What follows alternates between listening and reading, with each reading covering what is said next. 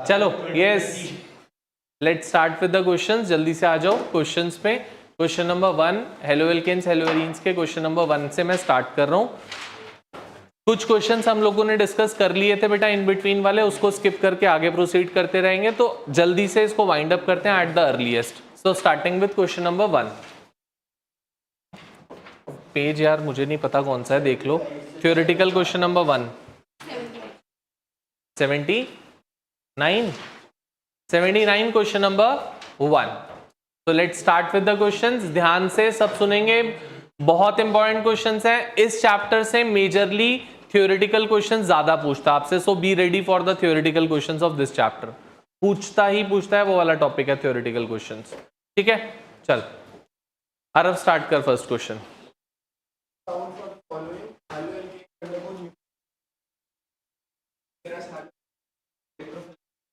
ध्यान से सुनोगे, बोल रहे हैं हेलोएल्केन्स अंडरगो न्यूक्लियोफिलिक सब्स्टिट्यूशन। ये है बेटा haloalkane RCH2Cl is undergoing nucleophilic substitution NuH के साथ and it forms RCH2Nu and HCl की फॉर्म में रिप्लेस हो जाता है। This is a nucleophilic substitution in the case of haloalkanes. अगर मैं हेलोएरीन्स की बात करता हूं तो दीज आर द हेलोएरीन्स बेटा। This is haloarine. Haloarenes undergo the electrophilic substitution, और जो इलेक्ट्रोफाइल होता है ऑर्थो और पैरा पे आके अटैच होता है। बोल रहे हैं why is it so? This is the question.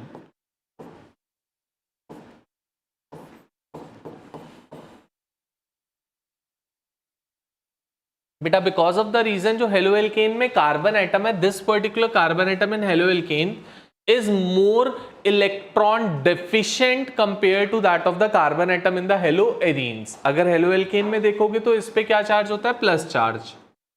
But haloarene वाले कार्बन्स पे if you would have seen there is a delta negative charge that is being developed at the ortho and para position. तो बेटा जहां पहले से ही negative charge है, मतलब पहले से ही एक्सेस ऑफ इलेक्ट्रॉन्स हैं, तो वो हर समय क्या चाहेगा? इलेक्ट्रोफाइल को अटैच करवाना चाहेगा, पॉजिटिव चार्ज को अटैच करवाना चाहेगा instead of the nucleophile that is a negative charge species coming and attacking over to it. Because of that particular reason, what we say that haloalkanes undergo electrophilic substitution, whereas nucleophilic substitution, whereas haloarenes which contain a benzene ring, they always go for electrophilic substitution reactions. Because the carbon atom in haloalkanes is more electron deficient, meaningly more positively charged compared to that of the carbon atom in haloarenes which is having the positive charge on them.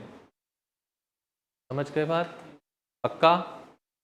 चलें आगे। ठीक है, second question भी बेटा कुछ इसी से related है, that haloarenes are less reactive towards nucleophilic substitution reactions. ये तो मैं जब आपको रिएक्शन करवा रहा था उसी टाइम पे मैंने 3 रीजंस आपको बताए थे, इफ यू रिमेंबर।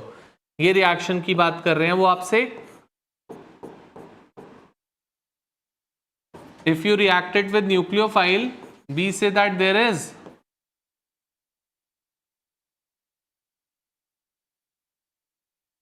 बोल रहे हैं why is it so? This is the question. Why is it so that there is no reaction, or you can say that haloarenes are less reactive towards nucleophilic substitution? Why is it so? This is the question. तो बच्चा सबसे पहला और foremost reason अगर मैं बोलूं, 3 reasons थे।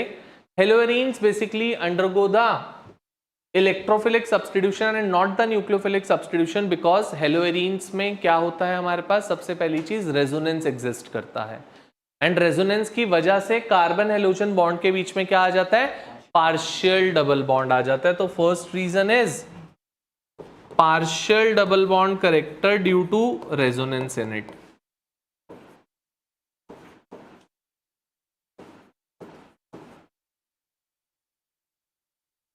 partial double bond character between CCl, between carbon halogen bond। ठीक है, इसको आपको रेजोनेंस प्रॉपर बना के दिखाना पड़ेगा, तभी आपको मार्क्स मिलेंगे। डोंट एक्सपेक्ट दैट कि बिना रेजोनेंस के you would get the full marks. You should show proper resonance, जो आपके पास रेजोनेंस होता है इसमें। मैं फिर से बता रहा हूं, बना रहा हूं, अगर किसी को रेजोनेंस में दिक्कत है तो you can see over here. ये है क्लोरोबेंजीन। इसके रेजोनेंस में हमने क्या सीखा था? लोन पेयर से डबल बॉन्ड बाहर आके अगेन नेगेटिव चार्ज।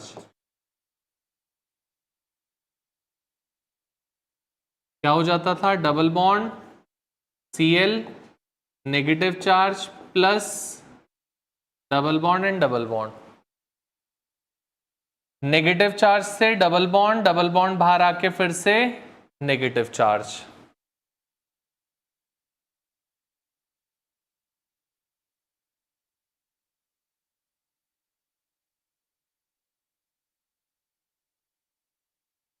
फिर से वही काम, नेगेटिव चार्ज से डबल बॉन्ड बाहर आके अगेन नेगेटिव चार्ज।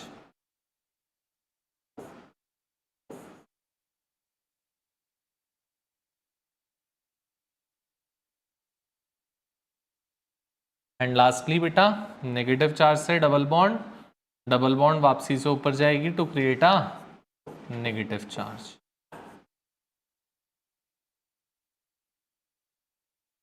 पांच स्ट्रक्चर बनते हैं बेटा, और इक्विवेलेंट स्ट्रक्चर एक बनेगा जिसको रेजोनेंस स्ट्रक्चर का नाम देते हैं हम। तो इसका इक्विवेलेंट स्ट्रक्चर ये बनेगा Cl with a partial double bond character,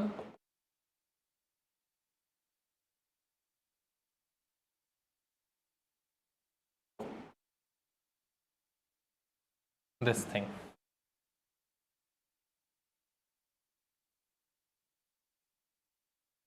ठीक है?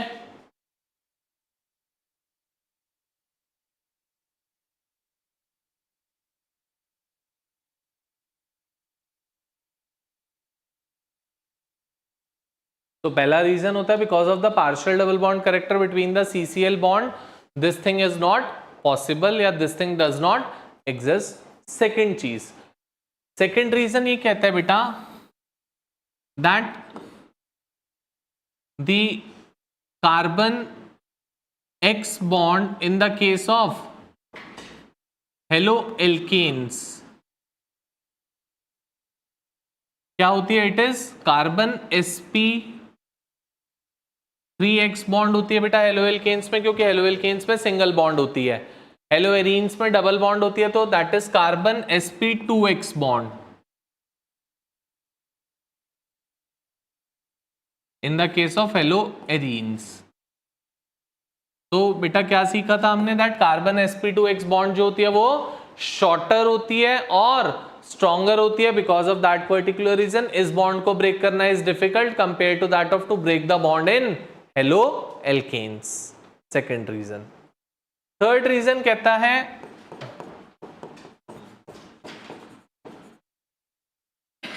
Because of possible repulsions between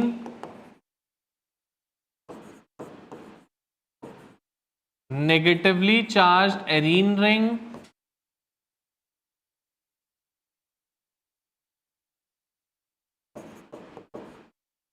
and negatively charged nucleophile।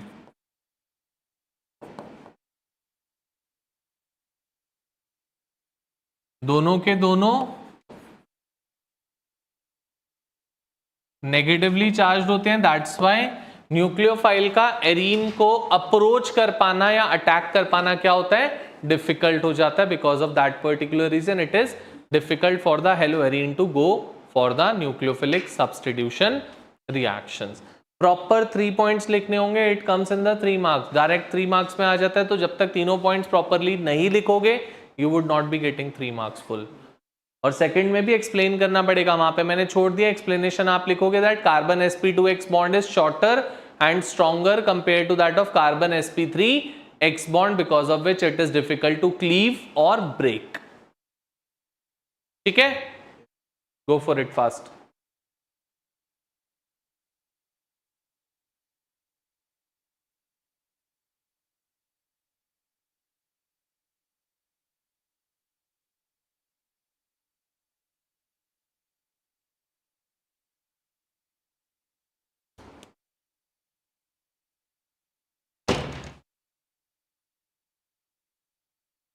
क्या हुआ बेटा, बोल। हो गया?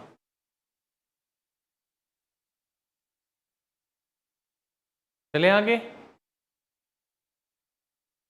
रेजोनेंस ध्यान से बनाना, कोई डाउट है, प्रॉब्लम है, फिर से बता देता हूं resonance, but it should be crystal clear to all of us. Resonance, क्योंकि हर चैप्टर में रेजोनेंस आएगा ऑर्गेनिक के चारों चैप्टर्स में, और मल्टीपल टाइम्स आएगा, तो it should be thorough to you that how to draw the resonance for the chlorobenzene, phenol, इन सब का रेजोनेंस हम यूज करते रहेंगे बार बार।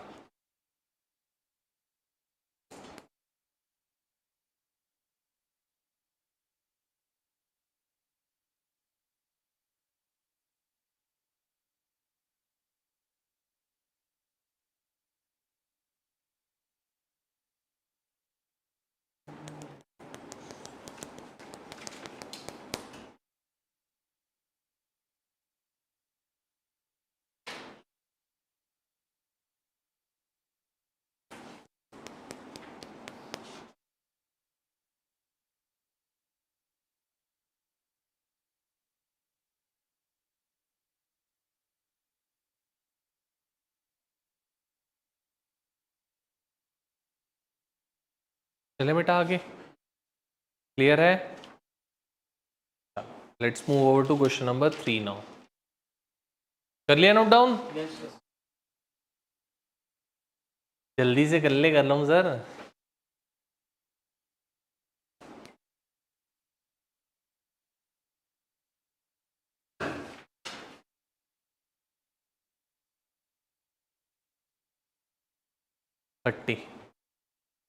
जब तक you go for question number 9, ये आप कर चुके हो। रिटेंशन एंड इन्वर्जन का क्वेश्चन मैंने पढ़ा रखा है, क्या होती है retention inversion, till the point, go for question number 9। और अक्षित थोड़ा जल्दी से लिखा कर बेटा, बार बार यही बोलता हूँ, तेरे लिए ही वेट करता रहता हूँ। नेक्स्ट पेज में जब मैं लिखवा रहा हूँ तो साथ साथ नोट डाउन करेगा समझते हुए। Go for question number 9, retention and inversion.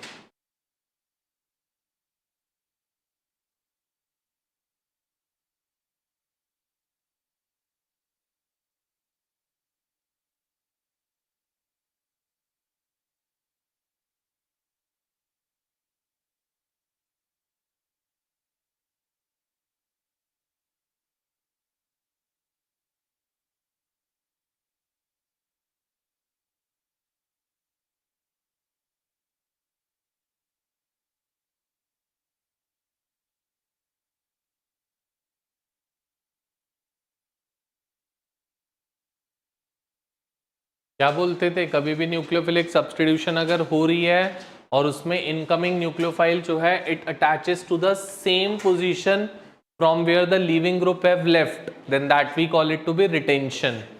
और जो इनकमिंग न्यूक्लियोफाइल है it comes in the opposite direction from where the leaving group have left, then it we call it to be inversion of configuration. और एक और term पढ़ी थी इसमें, that equimolar amount of retention and inversion I call it to be racemic mixture. अगर दोनों का equimolar amount होता था रिटेंशन का और इन्वर्जन का, तो हम उसको क्या नाम देते थे, रेसिमिक मिक्सचर का नाम देते थे। ठीक है, हो गया अक्षित?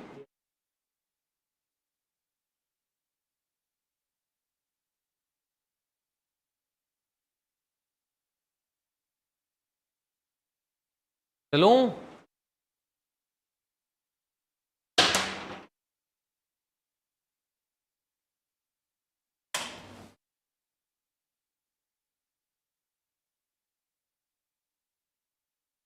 भाई, उसी क्वेश्चन को 2-3 बार लिख रहा है क्या? एक ही बार लिख रहा है ना? ठीक है, चलो आरव पर थर्ड क्वेश्चन क्या है, सुनेंगे अच्छे से भाई। कौन सा क्वेश्चन कर रहा है? थ्योरी का क्वेश्चन नंबर 3 बेटा, जो पढ़ रहे थे वहां से स्टार्ट करेगा ना। अनरिएक्टिव इन न्यूक्लियोफिलिक सब्स्टिट्यूशन रिएक्शंस, उसको ठीक कर लेना। अनरिएक्टिव, अगर क्रिएटिव लिखा है तो अनरिएक्टिव कर देना उसको। Vinyl chloride is unreactive in nucleophilic substitution reactions. ठीक है, ध्यान से देखोगे बेटा अच्छे से। सो विनाइल क्लोराइड होता क्या है, दिस इज विनाइल क्लोराइड बच्चा, CH2 double bond CH Cl, this is vinyl chloride. Vinyl chloride बोल रहे हैं अनरिएक्टिव होता है न्यूक्लियोफिलिक सब्स्टिट्यूशन रिएक्शंस में। वाई? क्योंकि बेटा vinyl chloride basically undergoes the resonance, और रेजोनेंस की वजह से विनाइल क्लोराइड में भी CCl बॉन्ड में पार्शियल डबल बॉन्ड आ जाती है, और पार्शियल डबल बॉन्ड को ब्रेक करना is difficult owing to its stronger nature. Because of that particular reason it does not. So this is a lone pair over here, lone pair over here and lone pair over here. So ये lone pair यहाँ पे आके double bond बनाता है, double bond यहाँ पे आके negative charge बनाती है। तो क्या बनता है? CH2 negative charge, single bond CH, double bond Cl, और इस पे प्लस चार्ज बेटा। अब इसका इक्विवेलेंट स्ट्रक्चर क्या हो जाएगा? Equivalent structure of it would be CH2, CH, Cl and a delta positive, delta negative. Since ये वाला जो partial double bond है बेटा, इसको break करना is difficult because of the partial double bond character of it. That's why it is less reactive. बोलो बच्चा, are we all clear with this? पक्का? चलें आगे? ठीक है। क्वेश्चन नंबर 4th, पढ़ बेटा 4th।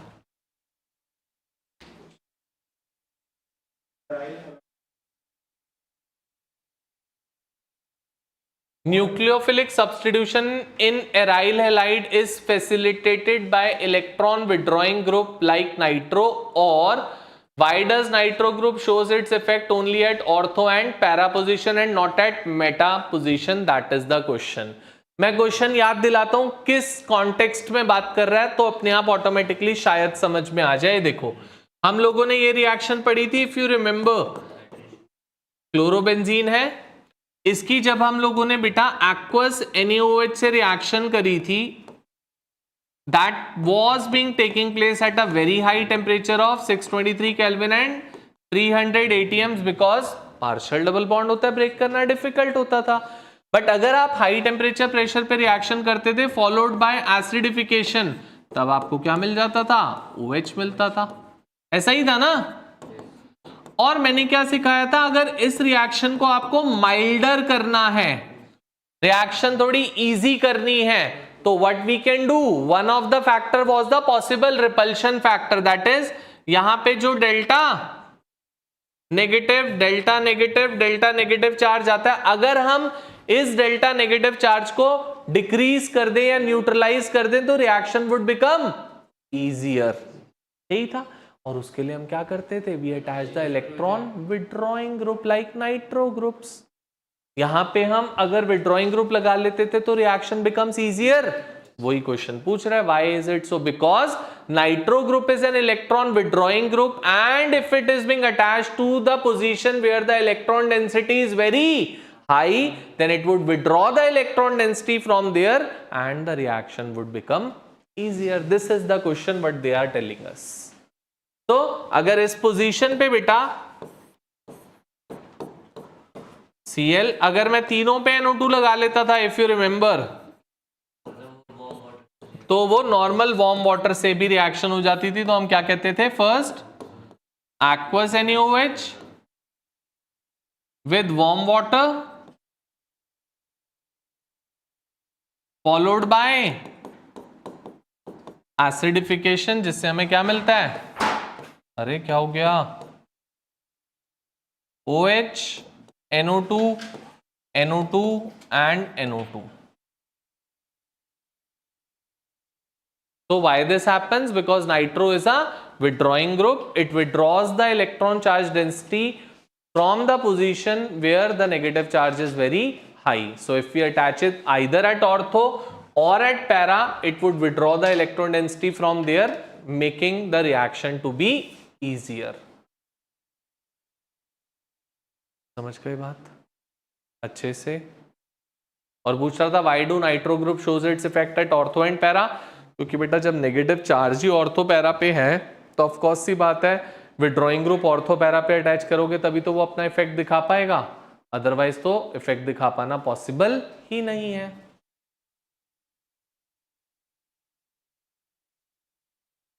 Hopefully I am clear with this. ठीक है. Now moving over to question number 5th. Again an easy question. पढ़ियो आ रहा 5th बेटा.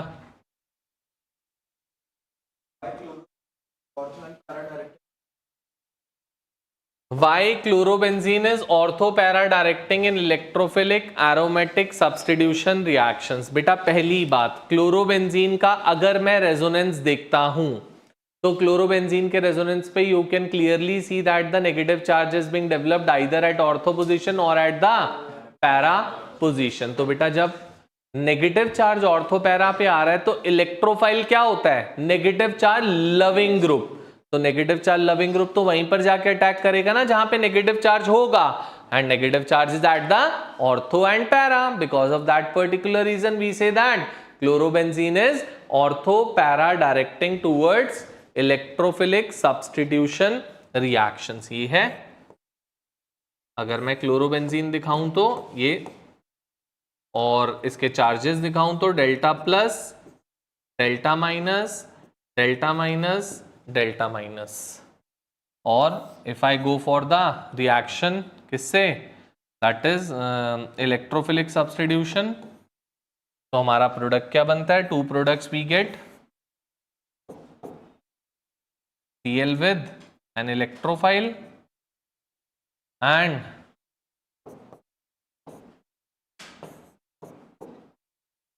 Cl with an electrophile. So we get two products, one of ortho and one of para. Thorough? Clear?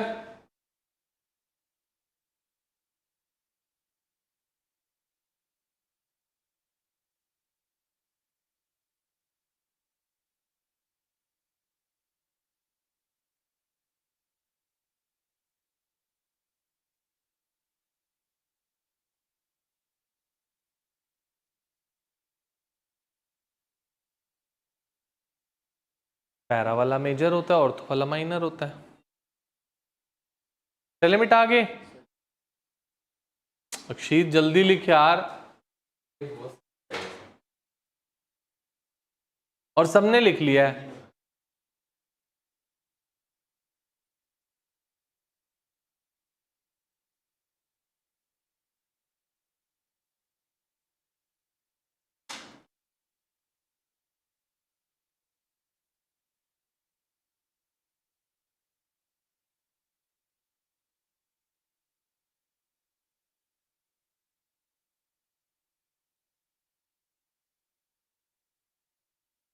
चले बेटा.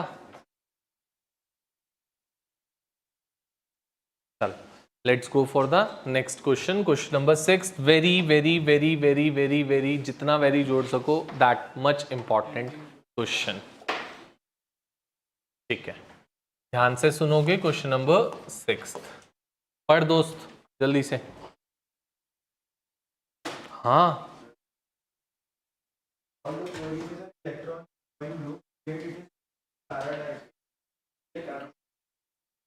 Question समझने की कोशिश करना, उसके बाद आंसर पे जाएंगे. क्या है बोल रहा है? Although chlorine is an electron withdrawing group, yet it is ortho-para directing towards electrophilic aromatic substitution reactions.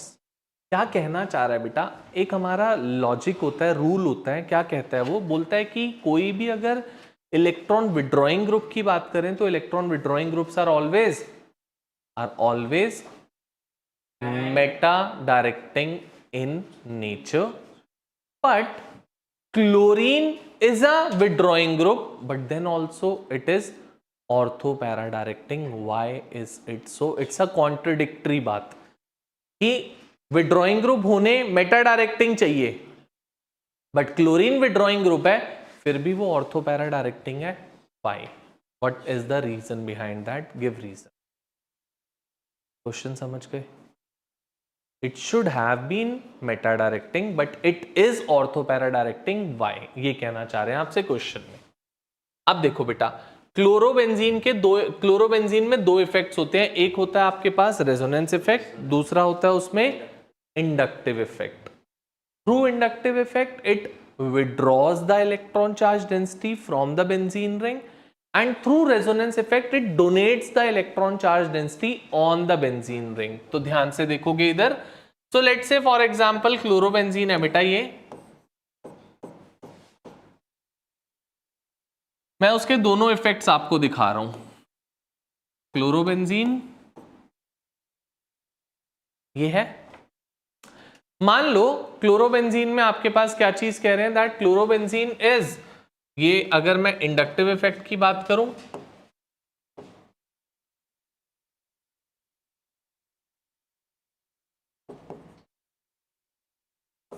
And अगर मैं रेजोनेंस इफेक्ट की बात करूं,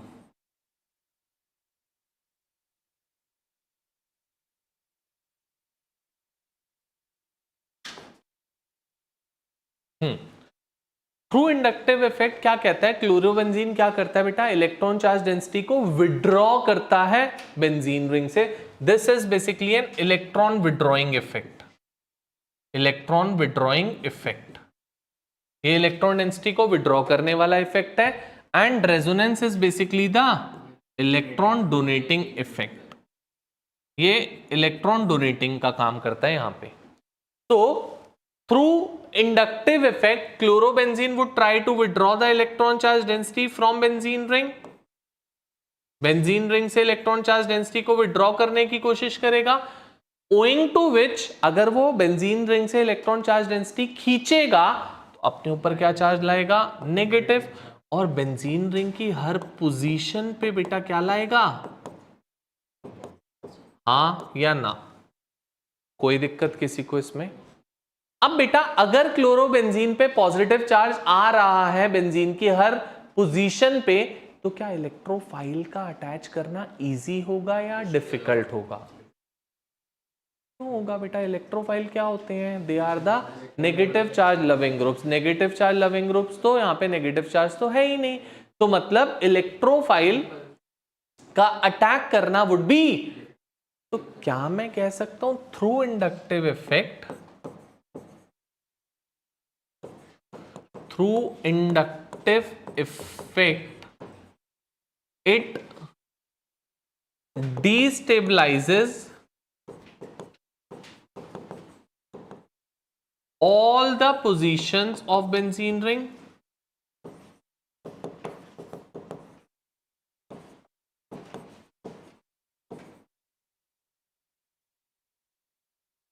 for E plus attack,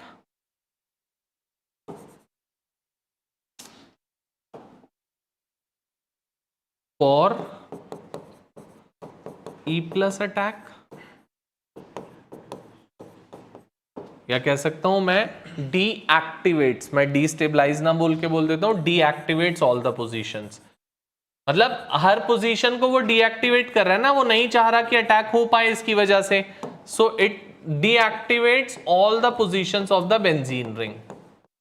मतलब बेंजीन रिंग की किसी भी पोजीशन पे इलेक्ट्रोफाइल नहीं आ सकता अकॉर्डिंग टू इंडक्टिव इफेक्ट अगर हम देखें. But on the other hand जब हम किस पे जाते हैं बेटा, रेजोनेंस इफेक्ट पे जाते हैं, तो it is a electron donating effect, जो क्या करता है, इलेक्ट्रॉन चार्ज डेंसिटी को डोनेट करता है बेंजीन रिंग पे, owing to which the negative charge is being developed and it is being developed only at ortho and para positions. खाली ortho para पे ही आता है, मेटा पे. सो बेटा ये एक्टिवेट कर रहा है बेंजीन रिंग को, क्योंकि इलेक्ट्रोफाइल तो वहीं जाके अटैक करना चाहता है जहां पे नेगेटिव चार्ज होता है. तो कहना है इसे through resonance it is activating the benzene ring for the electrophilic attack, but at ortho and para दोनों में से स्ट्रॉन्गर इज इंडक्टिव, जिसकी वजह से सारी पोजीशंस डीएक्टिवेट होती हैं, but ortho and para would be less deactivated, क्योंकि वहां पे एक्टिवेशन भी हो रखी है इंडक्टिव रेजोनेंस की वजह से. सारी पोजीशंस डीएक्टिवेट हो रही हैं, बट 3 पोजीशंस ऐसी हैं ऑर्थो पैरा ऑर्थो जहां पे एक्टिवेशन भी है, जिसकी वजह से if an electrophile would come, it would always be trying to come at either ortho और at para position. So I would write over here through resonance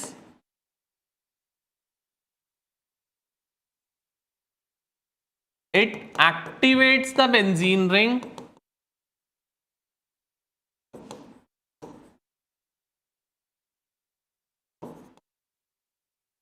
for E plus attack at ortho and para.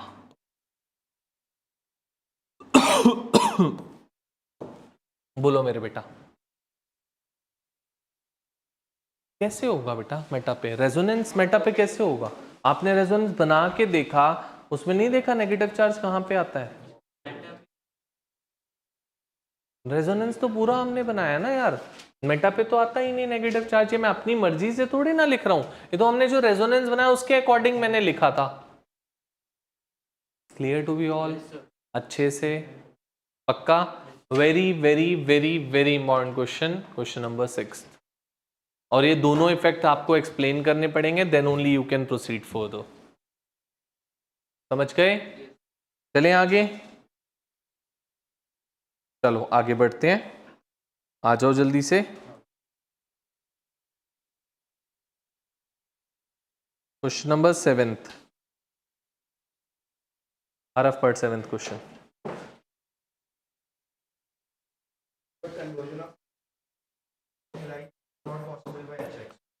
देखो, HX can convert ROH to RX, बोल रहा है ये चीज possible है, ROH को RX में कन्वर्ट करना है अगर, तो we can use HX। If you remember हम क्या यूज करते थे? Conc HCl plus anhydrous ZnCl2। So this is possible by HX, but conversion of phenol to aryl halide is not possible by HX. Why? This is not possible by HX, this is possible. Why is it so? This is the question. Question समझ गए क्या कहना चाह रहा है? तो बेटा यहाँ पे भी क्या होता है, फिनॉल में रेजोनेंस होता है, और फिनॉल में रेजोनेंस की वजह से व्हाट हैपेंस, फिनॉल का रेजोनेटिंग स्ट्रक्चर कुछ ऐसा बनता है।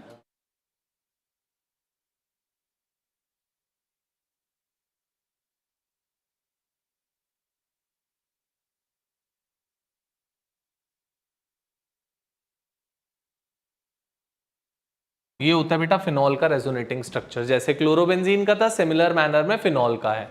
तो ये रिएक्शन क्यों नहीं हो पा रही बेटा?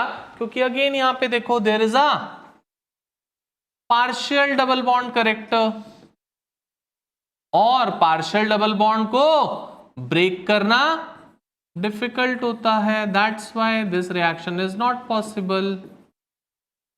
There is a partial double bond character which is difficult to break in the case of phenol, that's why this reaction does not happen, whereas this reaction do take place, क्योंकि वहां पे खाली सिंगल बॉन्ड होती है, कोई partial double bond का चक्कर नहीं होता।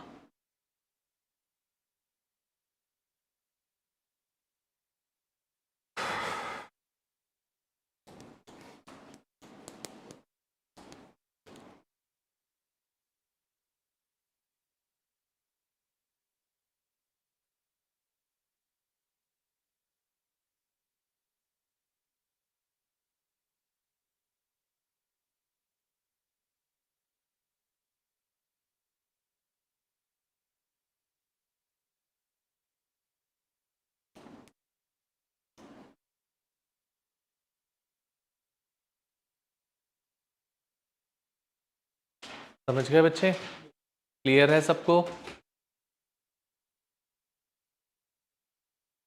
8th क्वेश्चन आप सबके लिए है, जल्दी से पढ़ लो, मैं कुछ बताऊंगा नहीं 8th में, कि it's pre understood. Question number 8,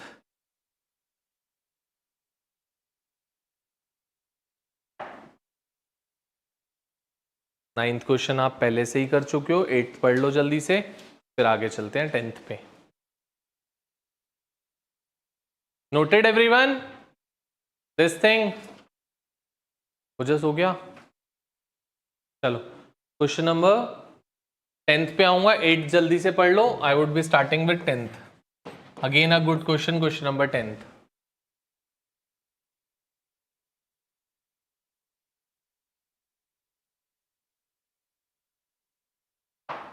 8th question पढ़ लिया, समझ में आ गया?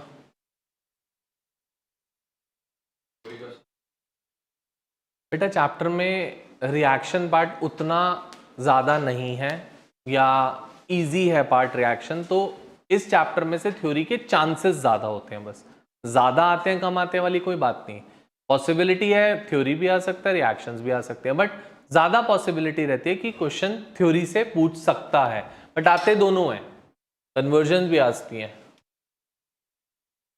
पढ़ लिया 8 क्वेश्चन, चले आगे। क्वेश्चन नंबर 10 पर दक्ष क्या कह रहे हैं 10th क्वेश्चन?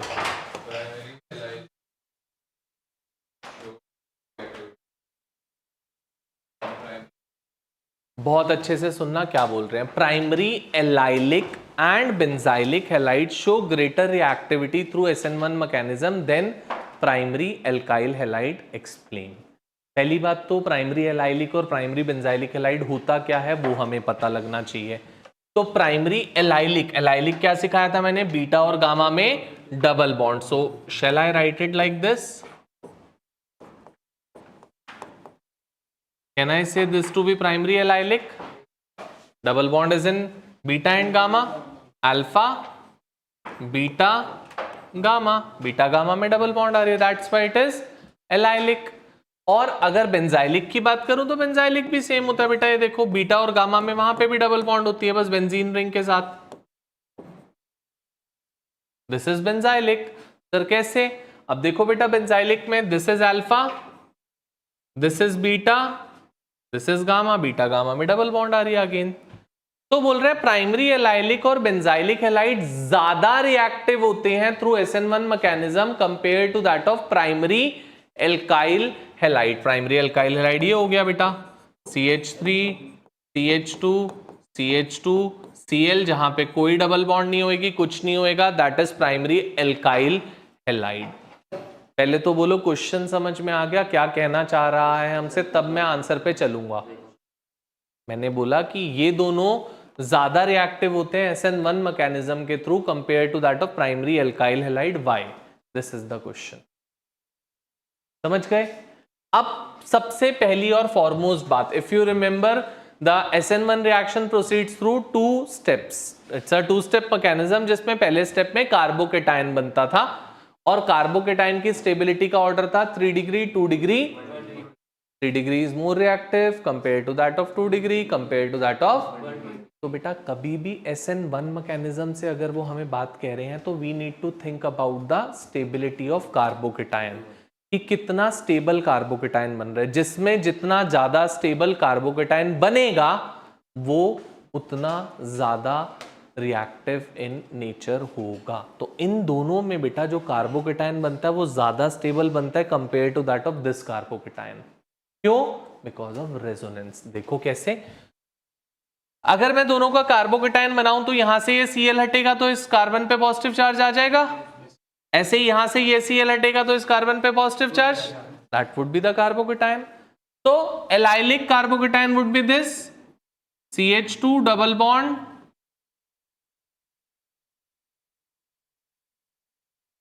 बोलो बेटा, यही नहीं होगा? अच्छा Cl नहीं है, सॉरी Cl नहीं है, तो it would be CH2 and a plus charge and a plus charge, यही होएगा। और इसको अगर मैं कहूं तो over here the resonance can take place. कैसे करेगा बेटा? This double bond shifts from here to here and positive charge comes over here, क्या बन जाएगा compound? CH2 a plus charge, single bond CH, double bond CH2, ये बन गया आपका रेजोनेंस इन द एलाइलिक। तो allylic resonance is allylic carbocation is resonance stabilized. अब आते हैं किस पे? बेंजाइलिक पे। बेंजाइलिक का ये बनेगा बेटा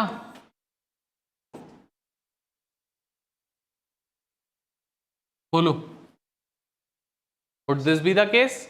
इसका भी कार्बोकेटायन स्टेबल होता है, कैसे? रेजोनेंस से। ये डबल बॉन्ड ऊपर,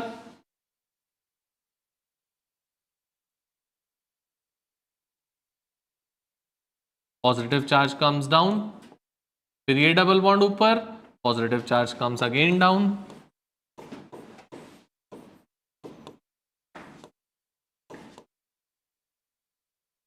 फिर ये double bond, positive charge again goes up,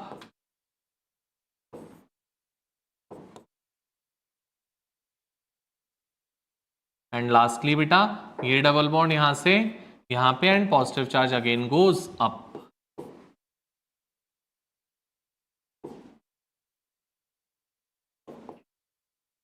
This would be the case.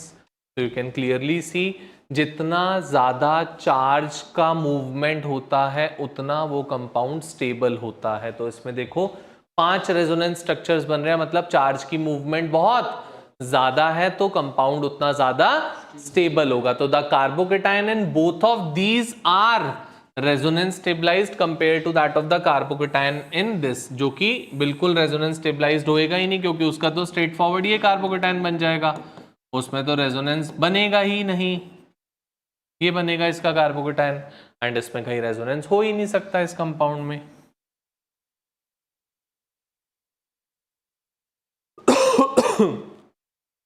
Clear है बात एवरीवन? पक्का से जल्दी से नोट डाउन करते हैं.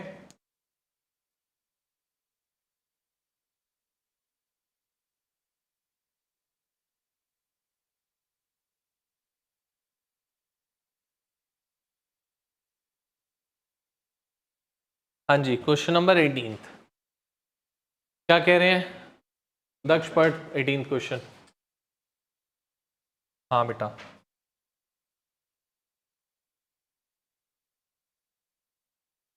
नियोमेंटाइल bromide undergoes nucleophilic substitution reactions very slowly by. अब बेटा उन्होंने कहीं पर भी आपको ये नहीं बोला दैट SN1 रिएक्शन या SN2 रिएक्शन, उन्होंने ऐसा बोला, जबकि nucleophilic substitution reactions are of 2 different type, SN1 and SN2. तो अगर नहीं बोला तो हमें दोनों में एक्सप्लेन करना पड़ेगा कि SN1 में भी स्लोली करता है, SN2 में भी स्लोली करता है. This we have to mention.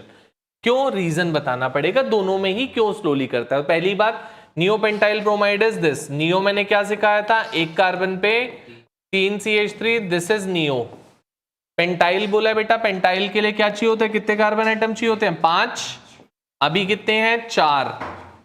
So CH2, this is neopentyl bromide. अब बेटा नियोपेंटाइल ब्रोमाइड में अगर आप चेक करते हो तो पहली बात करता हूं SN1 के थ्रू क्यों स्लोली चलता है. मैंने क्या सिखाया? SN1 reaction proceeds through carbocation formation. मतलब अगर कार्बोकेटायन जो है वो क्या बनेगा? अनस्टेबल बनेगा, तो SN1 में स्लो होएगी रिएक्शन, और कार्बोकेटायन स्टेबल बनेगा तो SN1 में इट वुड बी फास्टर. और सेकंड SN2 की बात जब करते थे तो SN2 में पीछे से आके अटैक होता है, उसके बेसिस पे आपको बताना होगा. So let's come for the SN1 first. अगर मैं SN1 में बोलूं बेटा इसका कार्बोकेटायन अगर मैं देखूं तो क्या बनेगा? ये Br अगर हट जाता है तो positive charge would come over here, so the compound formed would be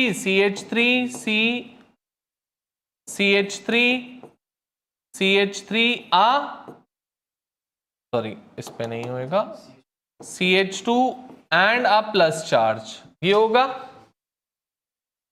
और इसमें अगर चेक कर पा रहे हो तो बेटा इस कार्बन पे प्लस चार्ज है, इस कार्बन के साथ और कितने कार्बन एटम्स अटैच्ड हैं? मुझे एक दिख रहा है. तो it would be a 1 degree carbocation. So we clearly knows that 1 degree carbocation is less stable compared to that of 2 degree और 3 degree कार्बोकेटायन. पहली चीज. सेकेंड, तो मतलब SN1 में स्लो हो रहा है, रीजन हमें क्वाइट क्लियर पता लग गया, बिकॉज SN1 में आपका 1 डिग्री कार्बोकेटायन बन रहा है, that's why it is less stable. अब आते हैं SN2 पे. ये रहा बेटा एल्काइल हैलाइड,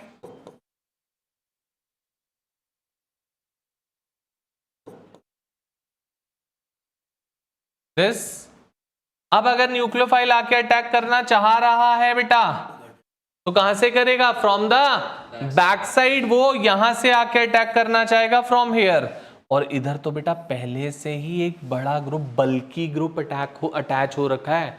इस बल्की ग्रुप से अटैक करवा पाना, ये वाला जो ग्रुप अटैच्ड है, this is a bulkier group attached from the back side, और इसको अटैक कहां करना है? इस कार्बन एटम पे। तो बेटा पीछे से आते हुए तो बल्की ग्रुप अटैच हो रखा है, तो क्या बल्की ग्रुप के साथ अटैक करना इजी होगा, डिफिकल्ट होगा? दैट्स वाई SN2 में भी डिफिकल्ट है, और SN1 में 1 डिग्री कार्बोकेटाइन बन रहा था, इसलिए SN1 में भी डिफिकल्ट है। इन both of them it is difficult because of this. Clear? पक्का से? अच्छे से? जल्दी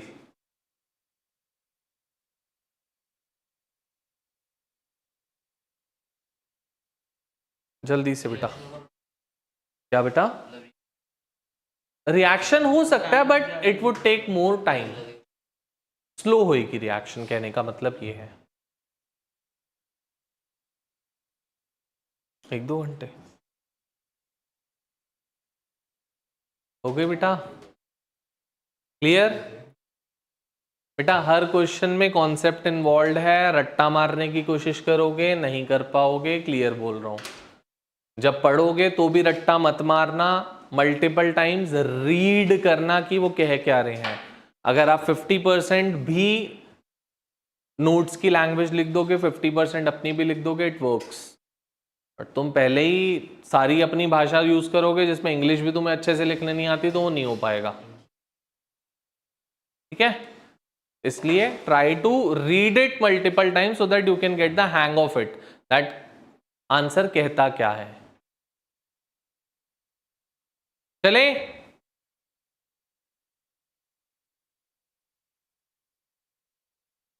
बढ़े आगे बेटा, हो गया?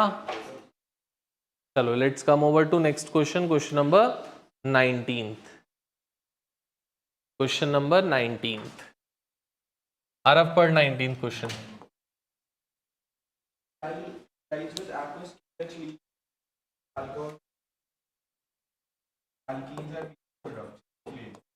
देखो क्वेश्चन क्या कह रहा है और क्या चीज हो रही है, दोनों चीजें बताता हूं।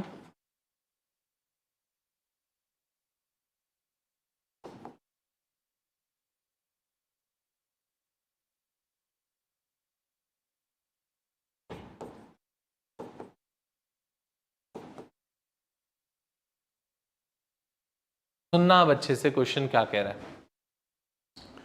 बोल रहा है the treatment of alkyl chloride with aqueous KOH leads to the formation of alcohol, whereas with alcoholic KOH it leads to the formation of alkene. Why is it so? Give the reason for it. Question समझ गए क्या बोला? आपको याद भी होगा alcoholic KOH की presence में there is an alkene being formed and alkyl aqueous KOH की प्रेजेंस में there is a, तो बोलता है ऐसा होता क्यों है ये बताओ। The reason for it is, बेटा ऐसा होने का रीजन क्या है, लॉजिक क्या है? बोलता है कभी भी कोई भी alkyl halide is being treated with a nucleophile और a base. Any alkyl halide if it is being treated with a nucleophile और a base, then there is always a competition between elimination and substitution to take place. क्या बोला? कभी भी कोई भी alkyl halide अगर nucleophile और base के साथ रिएक्ट करता है, then there is always a competition between elimination or substitution to take place. In the reagent of low polarity, that is alcohol, it is of low polarity, polar कम होता है ये, and water बेटा ज्यादा polar होता है, it is of high polarity water. तो क्या कहता है, in the reagent of low polarity that is alcoholic KOH, elimination reaction is favored and the product is alkene, whereas in the reagent of high polarity that is aqueous KOH, substitution reaction is favored and the product is alcohol. So यहां पे क्या हुई बेटा, there is a elimination reaction being taking place. क्यों? Because in case of low polarity elimination reaction is favoured, whereas in the case of high polarity substitution reaction is favoured. तो substitution के case में alcohol form होता है और elimination के case में alkene is the product being form. समझ गए बात अच्छे से? पक्का? Question number 20th. Question number 20. Daksh पर 20th.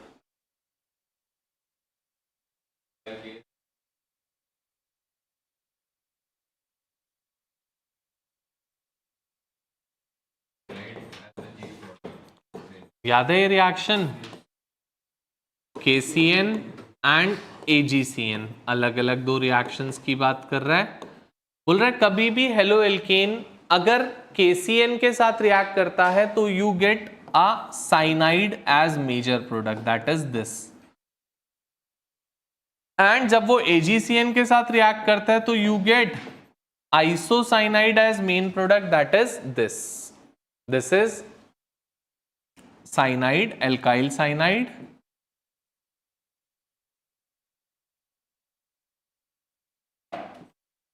And this is alkyl isocyanide. Alkyl isocyanide. बोल रहे हैं why is it so, give reason. Question समझ में आ गया? ठीक है. तो बेटा ऐसा होता क्यों है, मैंने पहले जब रिएक्शन करवा रहा था तब भी समझाया था, फिर से बता रहा हूं. सबसे पहली बात, CN is a ambident nucleophile.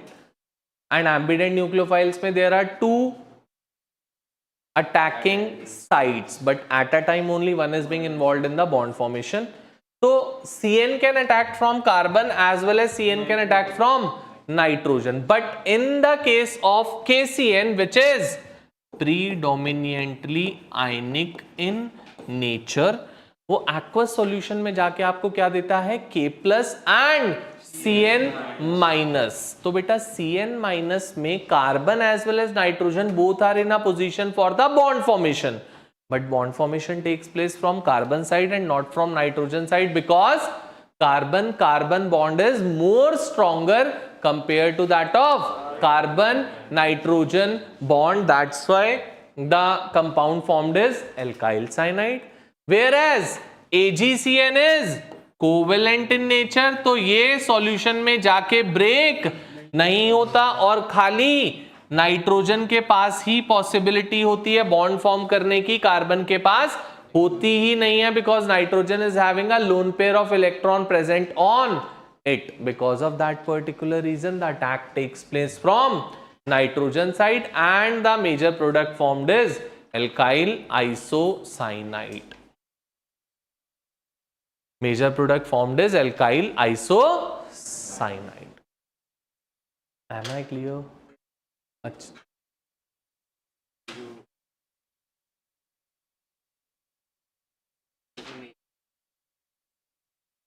कहाँ बोला आइसोसाइनाइड आपको मेजर? तूने सुनी ही नहीं मेरी बात, मैंने क्या बोला? ये दो अलग अलग चीजें हैं या सेम चीज है दोनों? तो फिर KCN प्रीडोमिनेंटली आयनिक है, AgCN भी आयनिक है क्या? AgCN तो कोवेलेंट है, तो कोवेलेंट सॉल्यूशन में जाके ब्रेक थोड़ी ना होता है. तब तो खाली नाइट्रोजन के पास ही पॉसिबिलिटी है क्योंकि ये टूट ही नहीं रहा सॉल्यूशन में जाने के बाद. नाइट्रोजन पे लोन पेयर है इसलिए नाइट्रोजन ही अटैक कर सकता है, कार्बन कर ही नहीं सकता.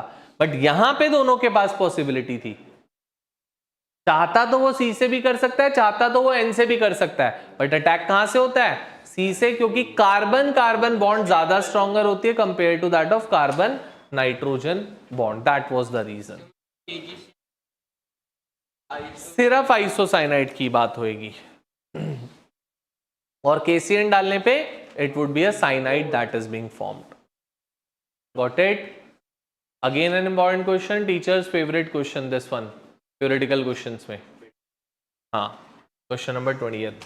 चलो 21st. क्वेश्चन नंबर 21st क्या बोल रहे हैं? पढ़ दक्ष, क्या बोल रहे हैं 21st?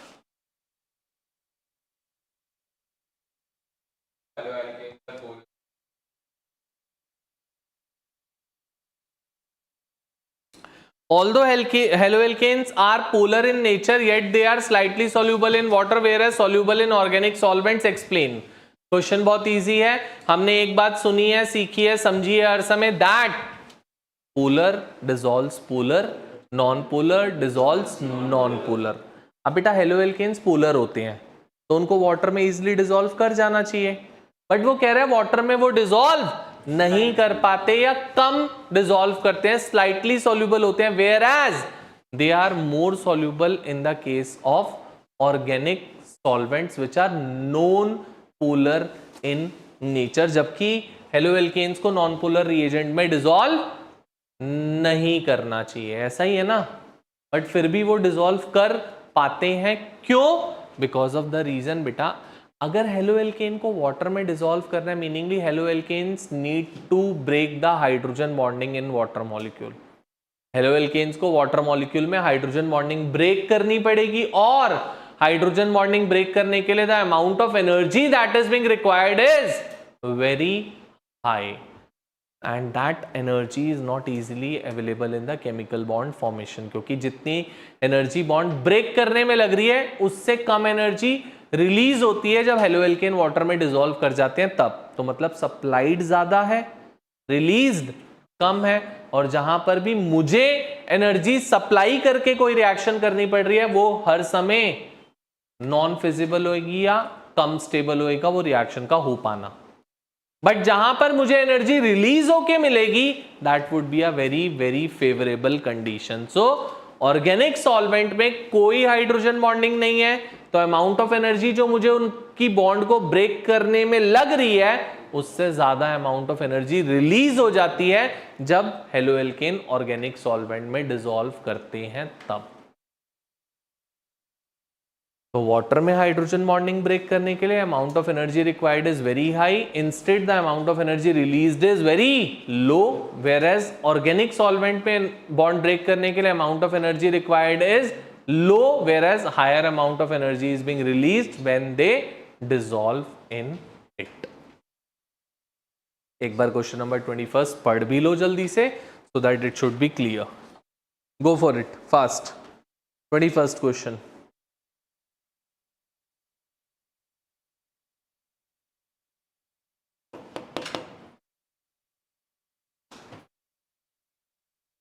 एक मिनट रुक जा बेटा, पढ़ लेने दे 21st सबको पहले। Go for that 21st fast everyone.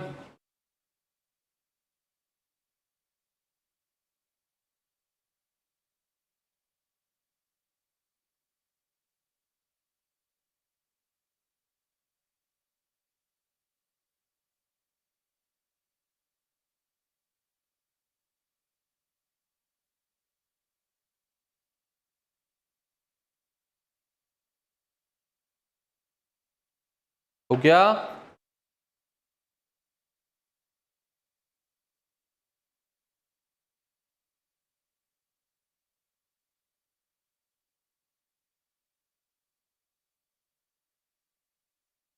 समझ में आ गया? समझ में आ गया बेटा, या कुछ बताना है? चलें फिर आगे। ठीक है, आ जाओ नेक्स्ट क्वेश्चन नंबर 22 पे। फिर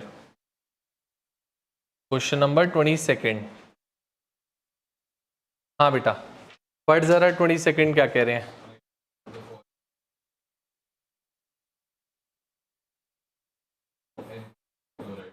ठीक है, बोल रहे allyl chloride is hydrolysed readily than n propyl chloride, यही बोल रहे हैं। एलाइल क्लोराइड होता क्या है बेटा? बीटा गामा में double bond, this is the case, CH2 double bond CH, single bond CH2 Cl, this is allyl chloride. वेयरएज दूसरा क्या कह रहे हैं? N propyl chloride which is this. अगर मैं दोनों की रिएक्शंस कराता हूं, हाइड्रोलिसिस कर रहे हैं, मतलब एक्वस KOH से रिएक्शन है, एक्वस NaOH से रिएक्शन कर रहे हैं, तो बोल रहे हैं this hydrolyses very readily but this does not. Why? Question clear है? बोलो क्वेश्चन क्लियर है? क्या रहा है बेटा? मैंने पहले भी सिखाया था कि कभी भी अगर एक्वस मीडियम में रिएक्शन हो रही है, meaningly we are going for the SN1 mechanism, और SN1 मैकेनिज्म में we proceed through the carbocation formation. So the stability of carbocation would decide the rate of reaction. तो आपको यहाँ पे चेक कर रहे हैं कि कार्बोकेटायन किस में ज्यादा स्टेबल है, either in this or in this. तो allyl carbocation is more stable because of its resonance stabilisation. ये हमने पहले भी बात करी है. ये देखो एलाइल कार्बोकेटायन ये बनेगा, दिस इज एलाइल कार्बोकेटायन. इसकी रेजोनेंस स्टेबलाइजेशन करोगे तो क्या होगा, this double bond will shift from here to here.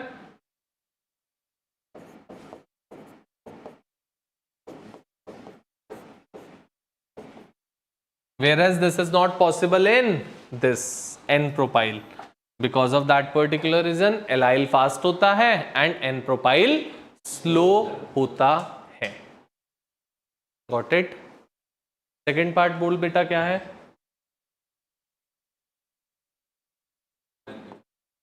देखो अब विनाइल क्लोराइड है ये एंड इथाइल क्लोराइड है ये. अब इसमें भी आप हाइड्रोलिसिस ही कर रहे हो बेटा, बट बोल रहे हैं विनाइल स्लोली करता है बट इथाइल इजीली कर जाता है. बिल्कुल. क्यों? बिकॉज विनाइल में भी रेजोनेंस होता है, बट विनाइल में रेजोनेंस की वजह से कार्बन हेलोजन में डबल बॉन्ड आ जाती है, जो हमने पहले भी क्वेश्चन पढ़ा, क्वेश्चन नंबर 3 था. ये रहा विनाइल. तो बेटा इसमें रेजोनेंस होएगा तो क्या हो जाएगा, लोन पेयर यहां पे. So this double bond lone pair comes over here, this double bond comes over here. क्या बन जाएगा, CH2 पे negative charge, single bond, CH पे double bond, Cl with a positive charge. इसका इक्विवेलेंट स्ट्रक्चर बनाता हूं तो क्या हो जाएगा, CH2 CH Cl with a partial double bond, delta negative delta positive. इस पार्शियल डबल बॉन्ड को ब्रेक करना is difficult in the case of vinyl, whereas ethyl के केस में ऐसा कुछ भी नहीं है, कोई डबल बॉन्ड नहीं, कुछ नहीं, ये नॉर्मली रिएक्शन कर सकता है. Are we all clear? अच्छे से, कोई डाउट्स? जल्दी से नोट डाउन कर लो. 5 मिनट का ब्रेक दे रहा हूं, then we would be moving further. चलो बेटा स्टार्ट करते हैं. नेक्स्ट क्वेश्चन, क्वेश्चन नंबर कौन सा किया था लास्ट, 22nd? ठीक है, 23rd क्वेश्चन पे आते हैं. Next part 23rd question.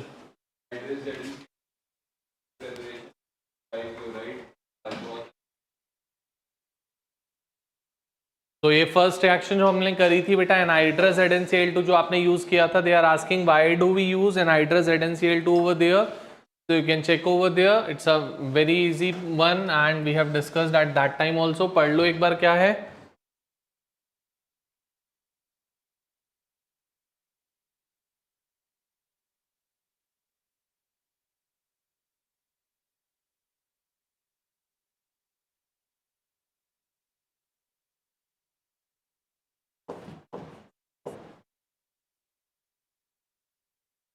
चले 24th पढ़ बेटा.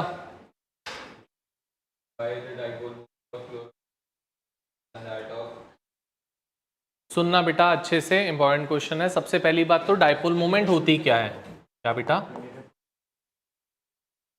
बोला तो था बेटा पढ़ने के लिए, अभी सुना ही नहीं तूने. डाइपोल मोमेंट का फॉर्मूला क्या होता था, मैग्नीट्यूड ऑफ चार्ज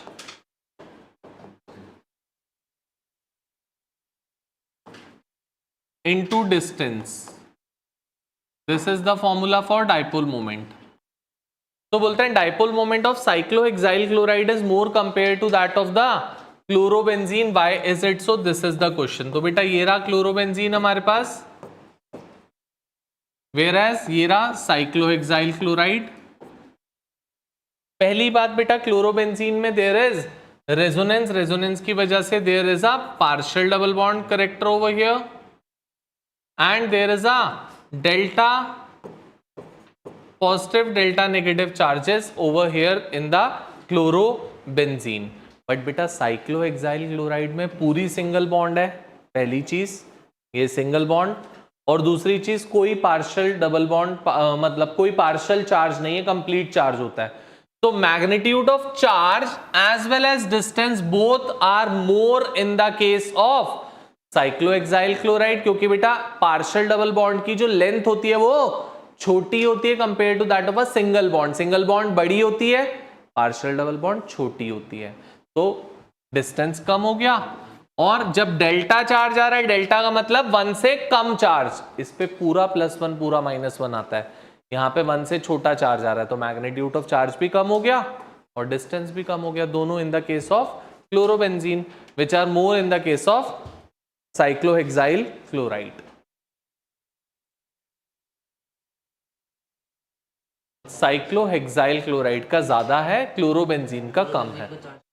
बेटा पार्शियल चार्ज है ना यहाँ पे, और उस पे कंप्लीट चार्ज होता है.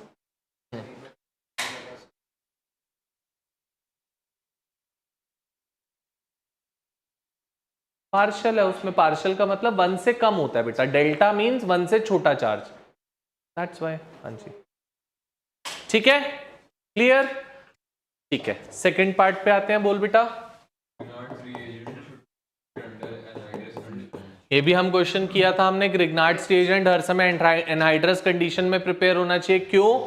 क्योंकि अगर ग्रिग्नार्ड्स रिएजेंट हाइड्रेटेड कंडीशन में प्रिपेयर हुआ, लेट्स से ये इसको अगर हमने हाइड्रेटेड कंडीशन में प्रिपेयर किया तो its decomposition takes place and it gets converted to a alkene, जो हमें नहीं चाहिए.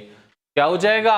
OH, H would come over here and OH over here, bond breaks and the product formed is RCH3 plus MgOH Cl. That's why, because of this reason, the Grignard's reagent should always be prepared in the anhydrous conditions. Got it?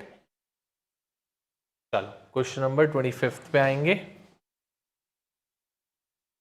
पढ़ बेटा 25. If you all remember, benzene की आइडोनेशन के लिए हमने ये किया था. ये रहा benzene,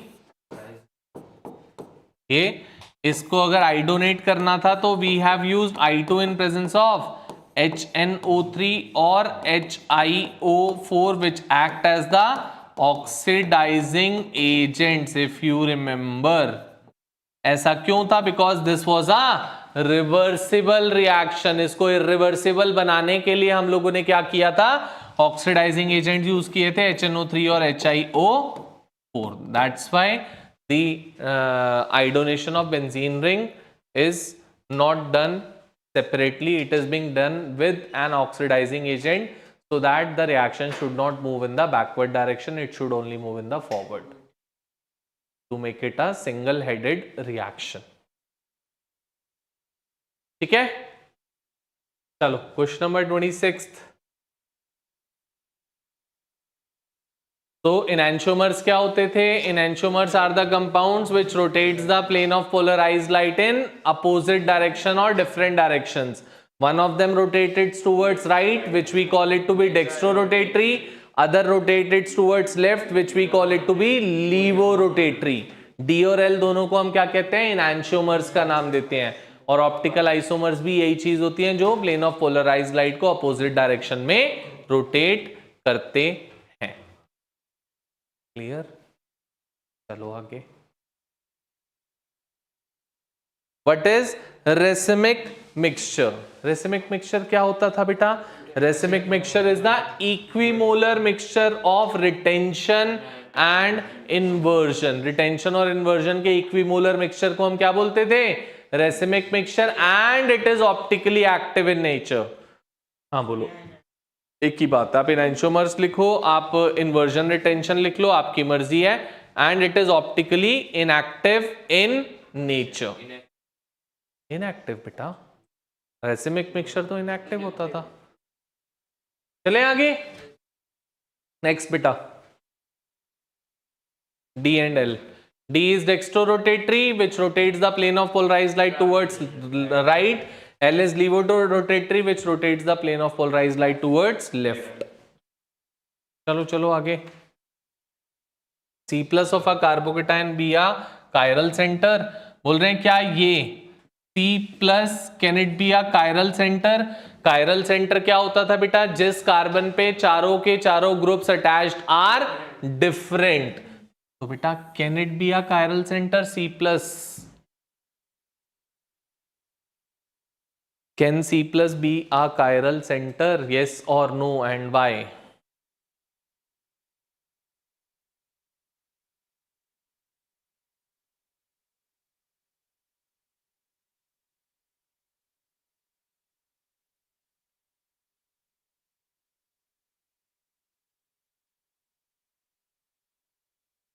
C plus of a carbocation cannot be a chiral center, क्योंकि C plus का मतलब ही है that it has 3 valencies only, और कायरल सेंटर होता है जिनमें चारों ग्रुप्स अटैच्ड आर डिफरेंट। जब चारों है ही नहीं, अटैच ही नहीं हो सकते, then how can it be different?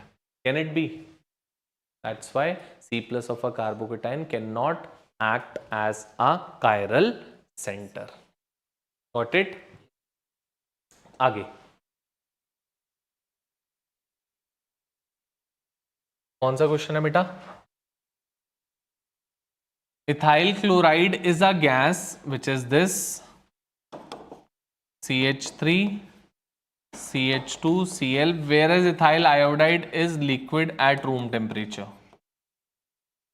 सुनना बेटा, दोनों में डिफरेंस क्या है बच्चे? हेलोजन का डिफरेंस है, और कोई एक गैस है दूसरा लिक्विड है, मीनिंगली उसमें फोर्सेस ऑफ इंटरेक्शंस का डिफरेंस आएगा।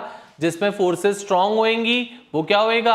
सॉलिड होएगा या लिक्विड होएगा? जिसमें फोर्सेस वीकर होएंगी that would be a gas. दोनों में एक ही चीज का डिफरेंस आ रहा है, हेलोजन का। और हेलोजन में भी क्या डिफरेंस आ रहा है? हेलोजन के साइज का। बेटा आयोडीन का साइज बड़ा होता है क्योंकि ऑर्डर क्या होता है? FCl Br I।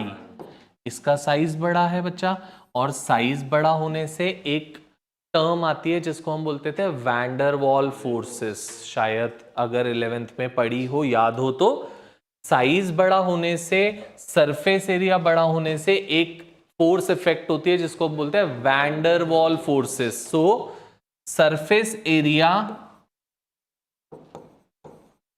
जो है वो वैंडर वॉल फोर्सेस के डायरेक्टली प्रोपोर्शनल है।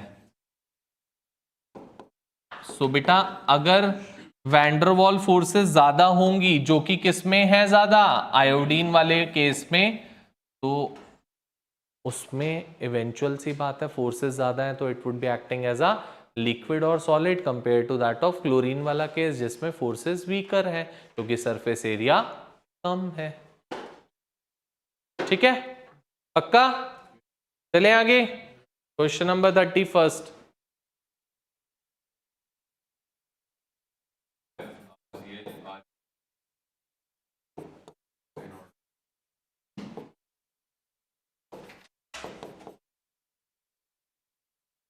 बेटा ध्यान रखना, boiling point is directly proportional to forces, और यहां पे कौन सी फोर्स काम करेगी? Van der Waals forces would work over here. So सबसे ज्यादा वैंडर वॉल फोर्सेस किस में होंगी? सबसे कम किस में होंगी? बॉइलिंग पॉइंट का ऑर्डर ये हो जाएगा। क्लियर है बात? कुछ बताने की जरूरत नहीं होनी चाहिए शायद। चल दे आगे, चलो let's move over to the next question, question number 32। पढ़ बेटा।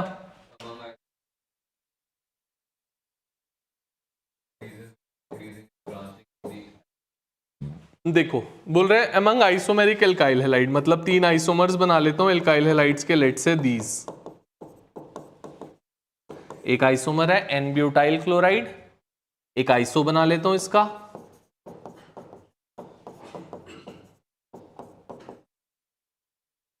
एंड एक नियो बना लेता हूं इसी का।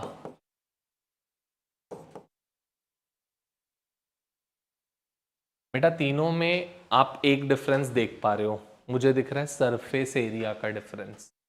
इसका सरफेस एरिया सबसे बड़ा है, इसका सरफेस एरिया सबसे छोटा है, और सरफेस एरिया पे क्या चीज वेरी करती है? Wander wall forces.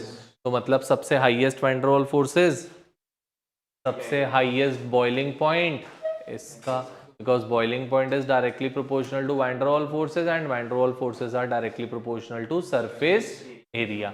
तो जैसे जैसे ब्रांचेस बढ़ेंगी वैसे वैसे सरफेस एरिया डिक्रीज होना स्टार्ट होएगा, जैसे जैसे सरफेस एरिया डिक्रीज होएगा वैसे वैसे van der Waals forces decrease होंगी, जैसे जैसे van der Waals forces decrease होंगी वैसे वैसे बॉइलिंग पॉइंट डिक्रीज होगा. Am I clear?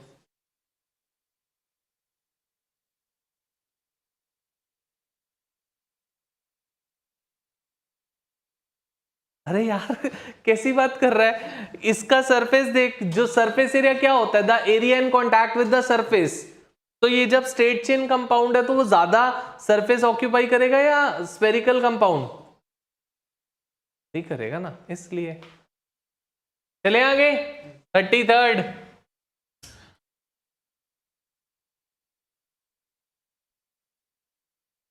अब सुनना, बहुत अच्छा क्वेश्चन है. Sequence of CH3X for dipole moment, ध्यान से देखना.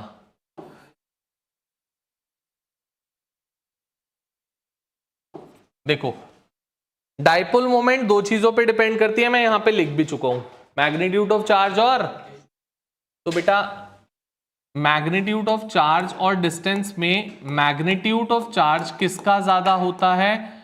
जिसपे आपके पास इलेक्ट्रोनेगेटिव जो ज्यादा होगा, ये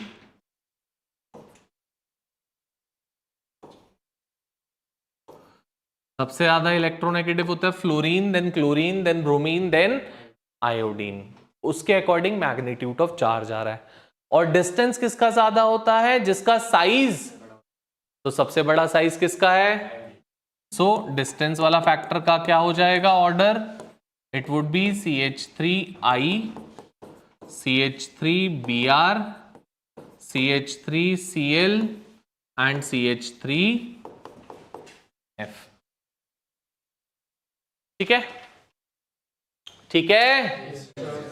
अब बेटा डाइपोल मोमेंट दोनों पे डिपेंड करती है, बट जो मैग्नीट्यूड ऑफ चार्ज वाला फैक्टर है that over powers on the distance factor. तो ऑर्डर होना तो ये चाहिए था, बट ऑर्डर होता ये नहीं है. क्यों नहीं होता ऑर्डर ये? बिकॉज बेटा क्लोरीन का ना तो मैग्नीट्यूड बहुत छोटा है और ना ही उसका डिस्टेंस बहुत कम होता है. जब दोनों का प्रोडक्ट लेता हूं मैग्नीट्यूड ऑफ चार्ज और डिस्टेंस का, तो it comes out to be maximum for chlorine, then the order of the magnitude goes. So dipole moment का ऑर्डर क्या हो जाएगा?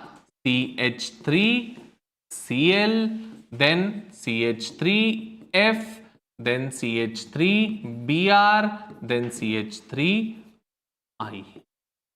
Because when we take the magnitude of charge into distance for chlorine, it comes out to be more compared to that of for iodine. That's why it is CH3Cl would be more than fluorine, then chlorine, then iodine.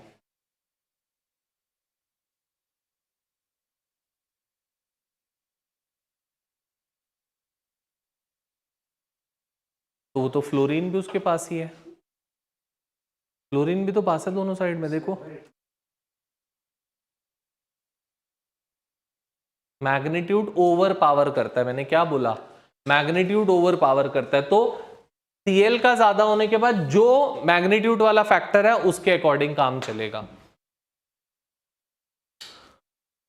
ठीक है, पक्का? Question number 34. Reaction को forward direction में ले जाने का काम करता था according to Le Chatelier's principle. 35th.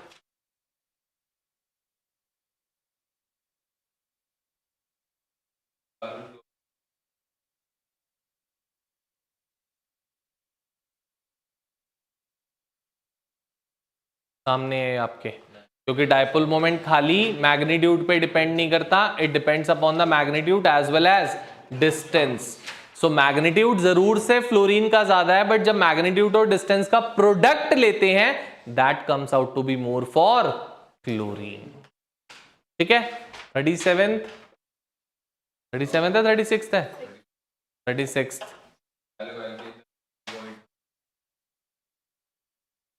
बेटा हेलो एल्केन्स में हेलोजन आ गया, हेलोजन आने से सरफेस एरिया बढ़ गया, वैन डर वाल फोर्सेस बढ़ गई, बॉइलिंग पॉइंट बढ़ गया। 37